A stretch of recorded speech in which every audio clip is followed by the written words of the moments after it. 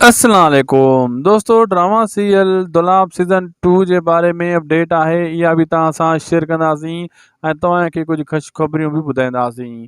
दोस्तों, दुलाब सीज़न 2 फ़िलहाल अचिणो न आहे, बाक़ी इहो मां ॿुधाईंदो हलां त आज़म मंगल जेका नवां ड्रामा अची रहिया आहिनि उन्हनि में कहिड़े कहिड़े ड्रामनि में हूंदो, यानी मंसूर ख़ान त आज़म मंगल जो नालो असली मंसूर ख़ान जो नालो त असली आज़म मंगल आहे, पर काफ़ी माण्हुनि खे ख़बर न हूंदी आहे। पोइ दुलाब में उन मंसूर ख़ान जो किरदारु कयो थोरो तव्हांखे वाज़े करे ॿुधायूं, पोइ अॻिते अपडेट ॾियूं था। यानी मंसूर ख़ान यानी आज़म मंगल उर्फ़ मंसूर ख़ान कहिड़े नवे ड्रामे में अचण वारो आहे। दोस्तों, पंहिंजा वेरी ड्रामे में बि आज़म मंगल जी एंट्री थी सघे थी। ॿियो, वारी संधियूं वाटूं इन में 50% चांस आज़म मंगल जा आहिनि। ऐं जेको आहे आज़म मंगल इन ॿिन्ही ड्रामे में मां तव्हांखे ॿुधायो।